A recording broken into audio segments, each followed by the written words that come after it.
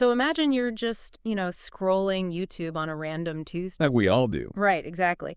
And you stumble onto this channel, and it's run by a guy who is fiercely demanding Ireland for the Irish. Okay. The videos are super aggressive, very anti-immigrant, and just hyper-focus on keeping foreigners out of local affairs.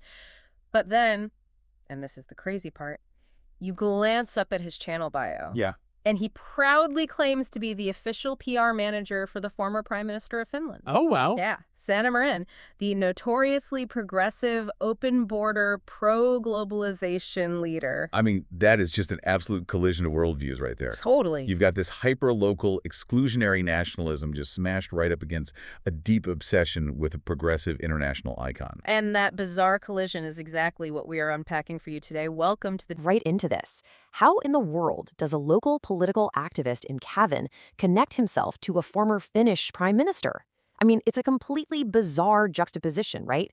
On one hand, you have a channel heavily focused on these highly localized Irish grievances.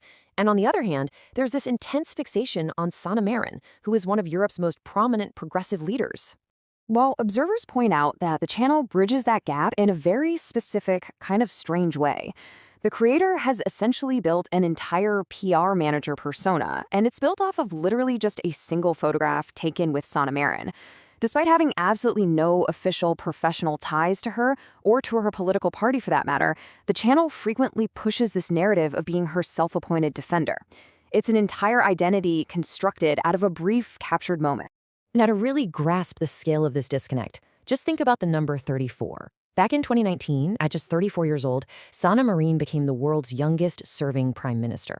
During her time in office, she held massive global influence. She fundamentally altered Finland's long-standing policy of military non-alignment by leading her country into NATO right after the 2022 invasion of Ukraine. So you have this level of historic, international diplomacy, and it contrasts so sharply with the localized and often pretty aggressive content published on the Adrian Logan FTW channel. All right, moving on to Section 1, a stark ideological clash. And that contrast brings us right to a huge contradiction identified in our source material. On one side, you've got the primary rhetoric of this YouTube channel, which leans heavily into Ireland for the Irish messaging, exclusionary nationalism, and some pretty intense anti-immigrant sentiments. But on the flip side, we see the actual political reality of the very figure the creator fixates on. Sanna Marin is globally recognized for her liberal, progressive, and decidedly pro-EU stances, policies that actively support humanitarian migration and international cooperation. It's literally a massive ideological collision. Because of this, critics highlight a really fascinating concept called brand jacking. Looking at the source text, it points out that instead of actually managing her PR, the channel's creator is tethering her international name to localized exclusionary grievances.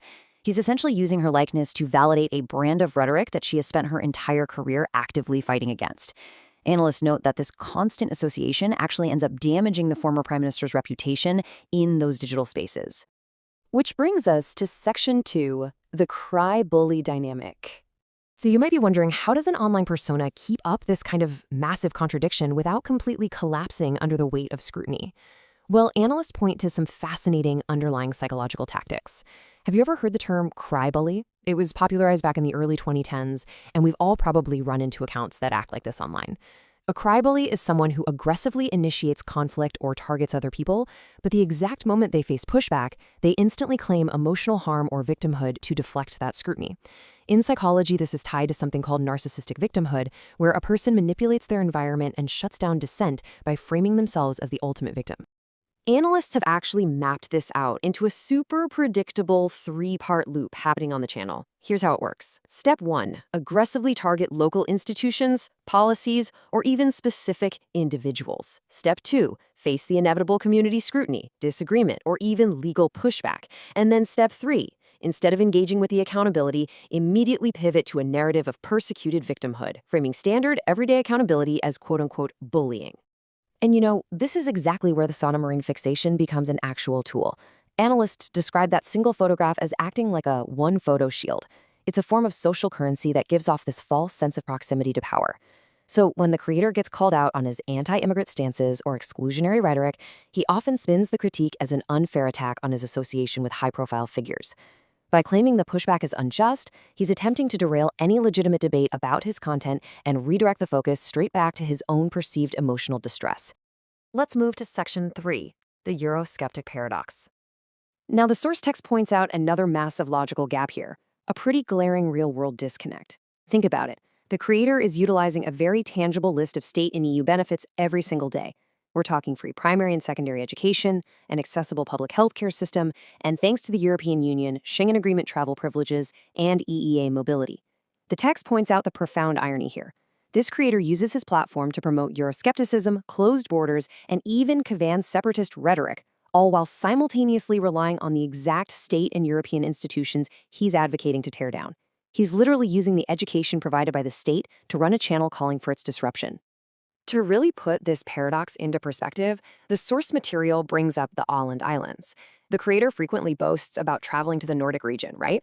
Well, the Åland Islands are an autonomous, demilitarized, Swedish-speaking region of Finland. But the kicker here is this. Their autonomy is highly successful specifically because it's protected by international law and deeply integrated into the European ecosystem. They are a textbook example of how real stability comes from cooperation and law, which the text notes is the exact opposite of the chaotic separatism you see peddled in fringe online spaces. And the ultimate irony? It's EU mobility that allows the creator to even visit them in the first place. Finally, we reach Section 4, Patriotism versus Provocation. So, what are the ultimate real-world consequences of this specific brand of digital rhetoric? The analysis argues that pushing isolationism onto Ireland, especially while personally soaking up all those EU mobility benefits, is basically a betrayal of the country's future. This quote from the source is just incredibly striking. It reminds us that online rhetoric definitely has real-world echoes. Yelling Ireland for the Irish slogans while completely ignoring the European cooperation that actually made modern Ireland a global hub, that isn't true patriotism. The analysis argues it's just a digital performance. True love for a country involves putting in the work to fix its challenges, not just calling for its destruction from behind a keyboard. Which leaves us with this final overarching question to chew on. When an online persona completely relies on a single photo as a shield, and when it thrives on this endless cycle of grievance and victimhood, what actually happens when that exclusionary online rhetoric inevitably collides with our deeply interconnected, messy real-world reality? Because at the end of the day, a single photo with a world leader doesn't make you a diplomat. Your actions and your words do. Thanks so much for joining me for this explainer, and remember to always keep questioning the narratives you encounter online.